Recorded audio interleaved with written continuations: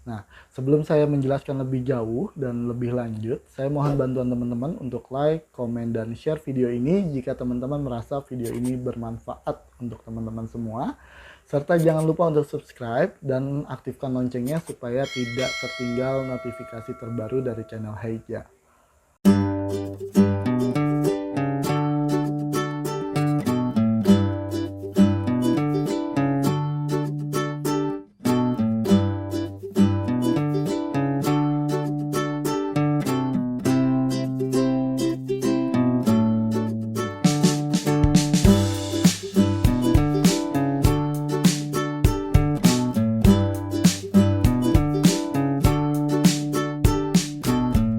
Assalamualaikum warahmatullahi wabarakatuh.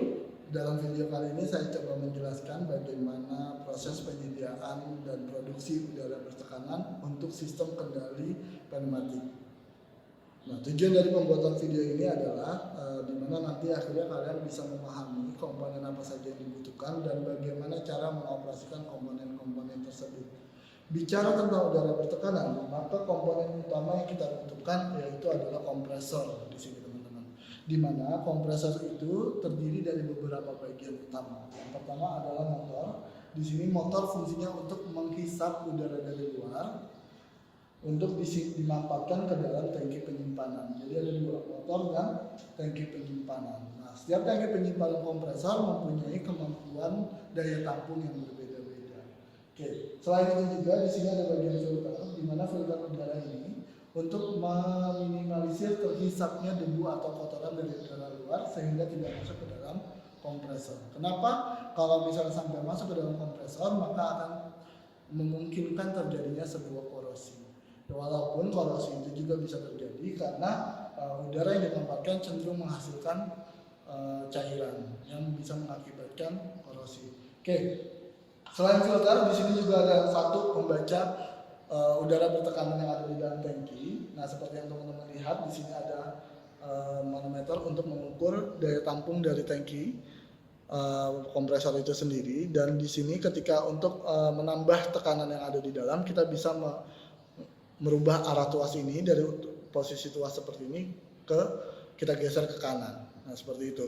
Dimana ketika kita geser ke kanan nanti udara di sini akan bertambah dan angka jarum atau jarum pada manometer ini akan mulai naik perlahan. Oke, sekarang kita coba. Kita tekan. Ya, ini sudah tidak naik, teman-teman. Kenapa nih? Sudah tidak naik? Oke, tidak apa-apa.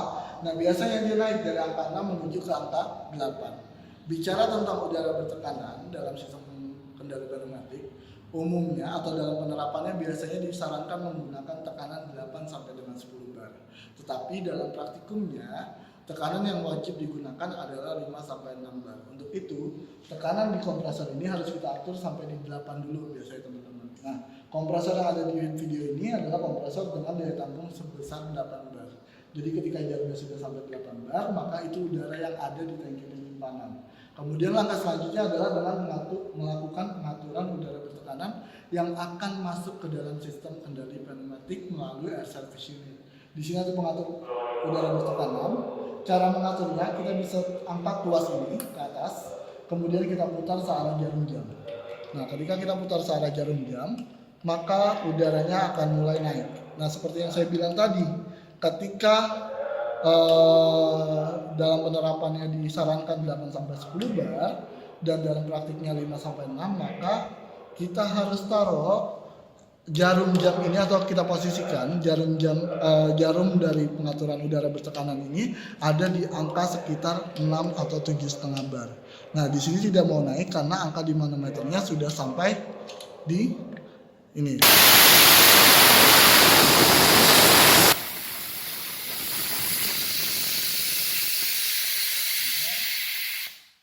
Oke, kita naik ini sebentar ya, supaya ini bisa kita atur sampai di angka.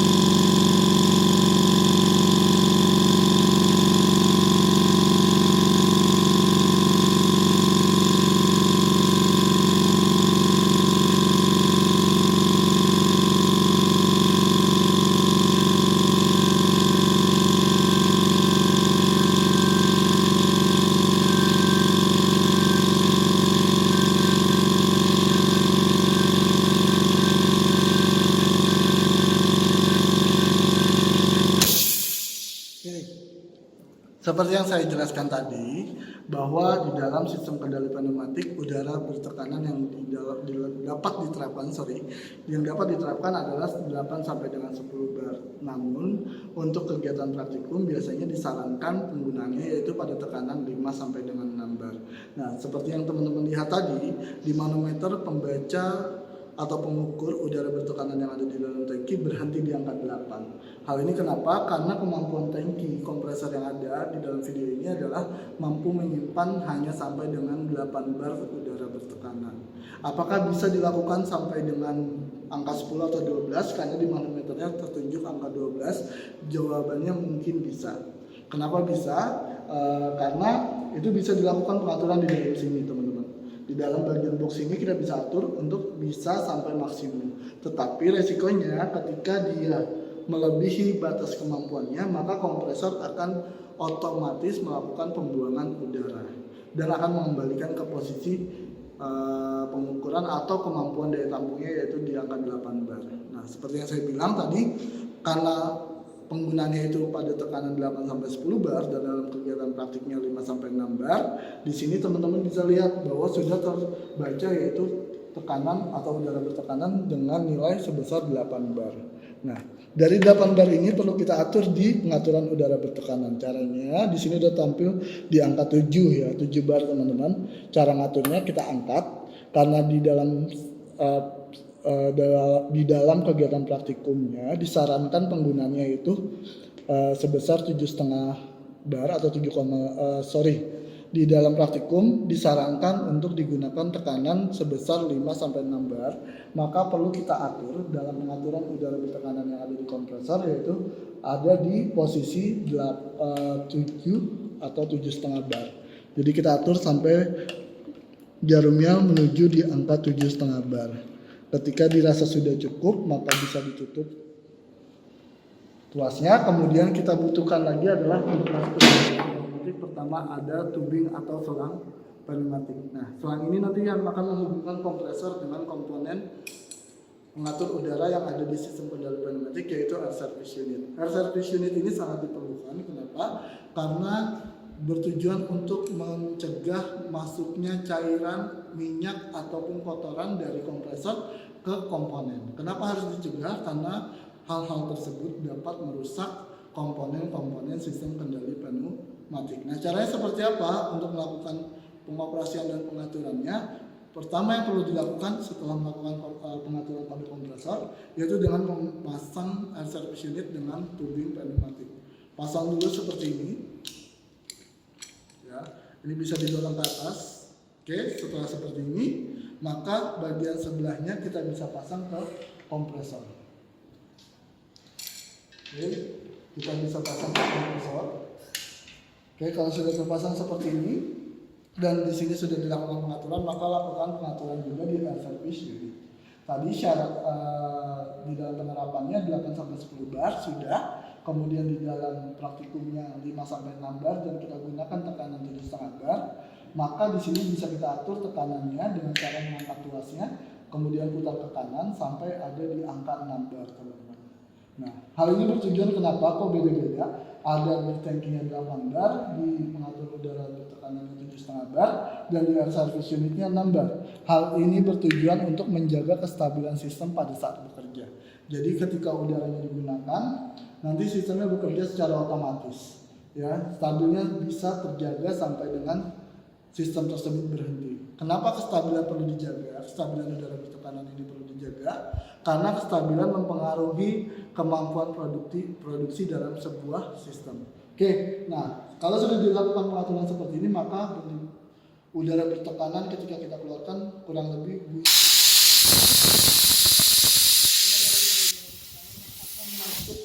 itu adalah bunyi udara bertekanan yang akan masuk ke dalam sistem pneumatik. Nah, setelah melakukan hal tersebut, ketika sudah bisa mengoperasikan mulai dari pengaturan di kompresor sampai di air service unit, maka langkah selanjutnya adalah dengan merapikan semua komponen yang digunakan.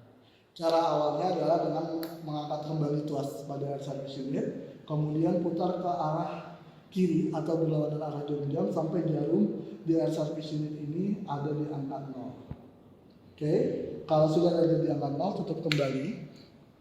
Kalau air service unitnya sudah dinolkan, maka langkah selanjutnya adalah dengan menolkan pengaturan yang ada di kompresor. Angkat kembali, putar ke arah kiri.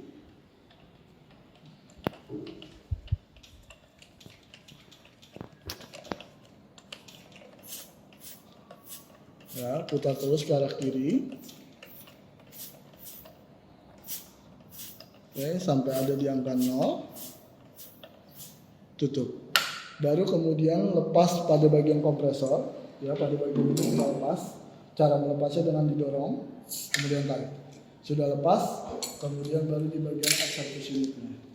Nah, kalau sudah, tinggal dirapikan dan ditarik kembali ke tempat semula. Dan langkah selanjutnya yaitu, ketika ini sudah dilakukan semua, langkah selanjutnya adalah yang wajib perlu kalian lakukan adalah dengan membuang udara bertekanan yang ada di dalam tangki ini. Cara membuangnya dengan menarik tuas di bagian sini. Ya, ini kita tarik ke depan.